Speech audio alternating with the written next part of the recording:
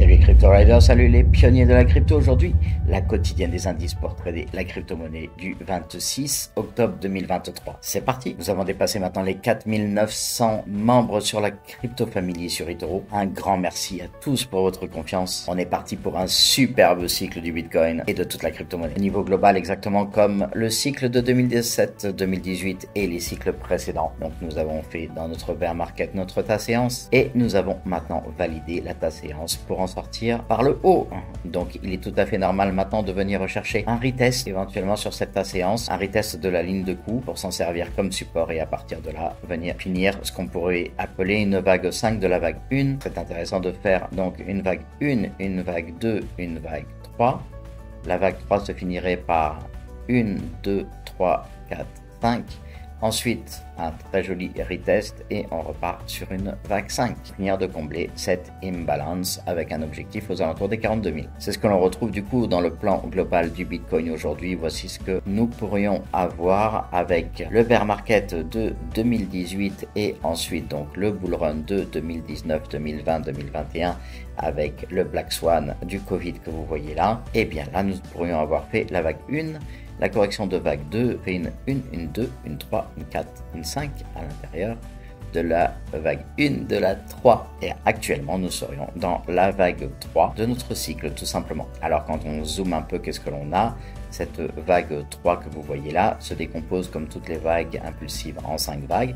Donc, on a une 1, une 2, une 3, une 4 et une 5 pour pouvoir finaliser notre vague 1. Ensuite, on aura une vague 2, une vague 3, une vague 4 et une vague 5 pour finaliser la vague 3 avec un objectif pour l'instant, même si c'est très compliqué de le matérialiser, on serait entre les 0,618 et les 100% de la vague 1. Auquel cas, nous avons bien un objectif dans la zone des 42-45 000 USD. Et si l'on zoome encore pour plus détailler, donc nous avions la vague 1, la vague 2, et à l'intérieur de la vague 3, nous avons fait une 1, une 2, une 3, une petite 4 en correction, et on remonterait sur la 5 pour finaliser la 5 entre 38 et 47 500. À voir le développement qui va se produire sur la 5 pour plus de précision, mais on ne peut pas encore en avoir l'information. N'hésitez pas à nous rejoindre sur la chaîne YouTube, nous y avons de très nombreuses vidéos, y compris des vidéos pédagogiques et des quotidiennes crypto pour connaître les différents objectifs de toutes les cryptos. Le BLX en 3 jours, et bien comme vous pouvez le voir, nous sommes également en train de faire une impulsive 5 vagues avec un BLX à 34 500 et nous serions donc dans la vague 3 actuellement, exactement comme pour le Bitcoin. Il est important de noter donc notre grande vague 2, donc 1, 2 et la vague 3. Il est important de noter que notre grande vague 2 a bien travaillé à l'intérieur de sa zone de résistance. Et le Bitcoin en 3 jours, donc sur nos steps, donc nous avons toujours nos périodes de 68 jours et comme on peut le voir, on était sur un point bas et on va arriver sur un point haut à la fin de ces 68 jours pour une prochaine correction de nouveau. On avait bien ce pattern trading wedge descendant que nous avons cassé à la hausse. À voir maintenant la correction, ce qu'elle va nous proposer, mais a priori on devrait également retrouver un joli bull flag. Si on retrouve un bull flag, on va retrouver le mât de ce bull flag qui nous permettrait de remonter et d'avoir un objectif. Cassure haussière nous donnerait donc l'objectif du mât qui viendrait prendre environ ici aux alentours des 44-45, toujours très cohérent avec les 42-47 500 que nous cherchons. Alors cet objectif de 42 120, je l'avais posé il y a très longtemps. On va voir exactement ce que va nous donner maintenant notre pattern. Cet objectif des 42 120, c'était l'objectif de la première épaule tête épaule qui nous donnait la globalité de notre pattern actuel dans lequel nous sommes. Et on voit qu'on était pas mal, 42 120, on est bien entre les 38 et 45 000 annoncés précédemment. On va voir ce que le marché va finir par nous offrir. Concernant notre accumulation de week off en 3 jours, eh bien nous sommes toujours en train de poursuivre la sortie.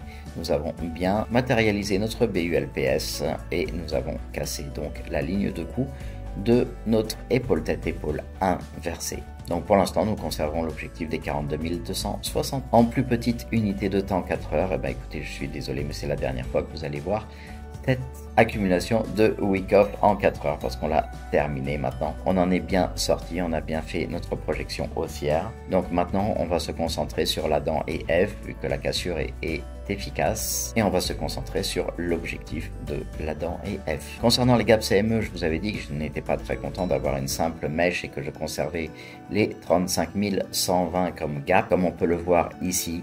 Donc finalement la mèche a bien été travaillée et maintenant on va pouvoir également enlever ce gap qui a bien fini par être comblé. Éventuellement une sortie haussière pour venir chercher les 52 800, ce gap à travailler, ou pour venir chercher les 31 800 à 32 000 où nous avons également un gap baissier. Donc on pourrait très bien venir faire la correction, une petite mèche, on remplit ce gap et on repart directement à la hausse. Concernant le crypto total, eh bien écoutez, ça fait exactement ce qu'on voulait.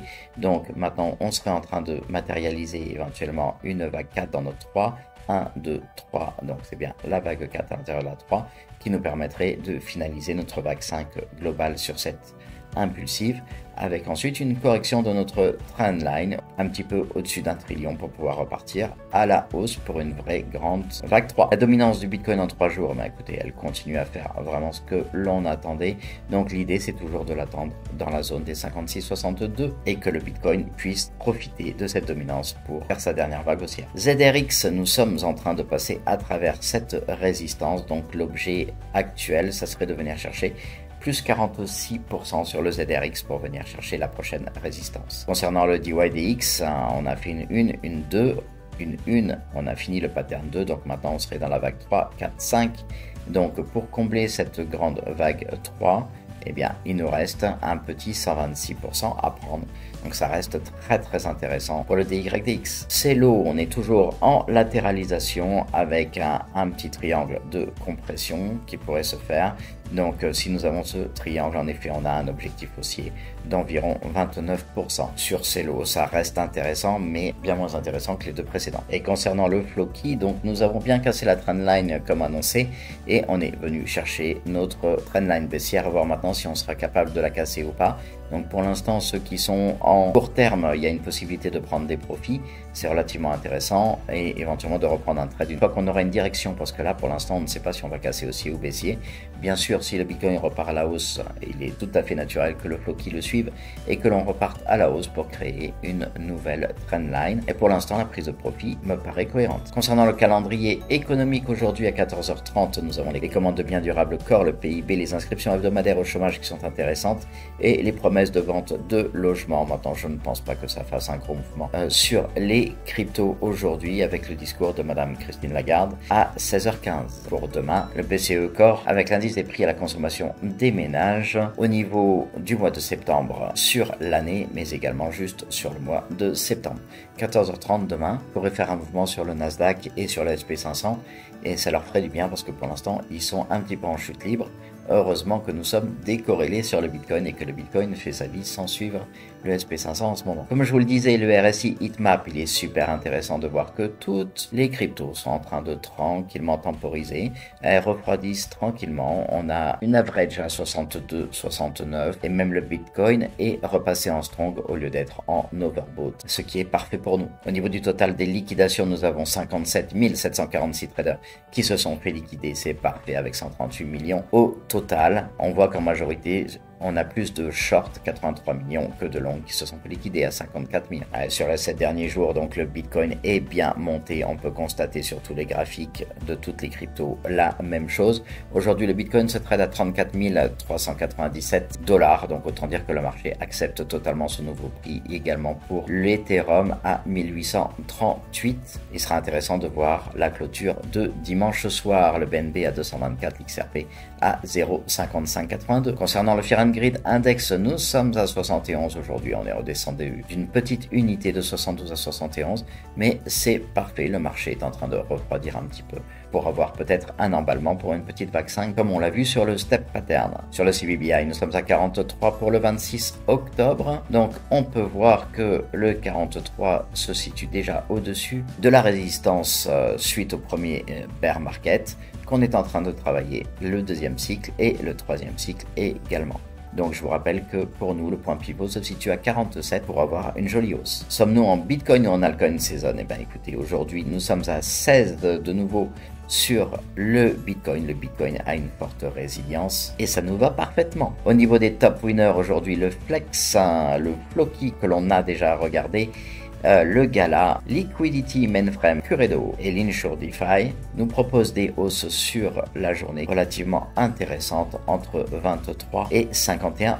Le halving du Bitcoin se fera dans 180 jours, à savoir moins de 6 mois maintenant, avec un prochain bloc à 840 000. Il nous reste 26 000 blocs à miner jusqu'à cet objectif, ce qui veut dire que nous avons déjà fait 87,6% du minage de tous les blocs pour ce cycle. Et l'indice de retour, je sais que vous l'attendez tous les jours, cet indice de retour sur le Bitcoin, nous sommes aujourd'hui à 27,34% avec un joli vert. Va-t-on avoir un vert encore plus prononcé pour le 31? Si cette quotidienne crypto vous a apporté quelque chose, n'hésitez pas à vous abonner, à activer la petite cloche. Vous recevrez toutes nos vidéos et faire partie de la Crypto Family, augmenter la communauté, nous diversifier, nous fera le plus grand bien dans le futur. Excellent trade à tous et que votre portefeuille soit crypto. À bientôt.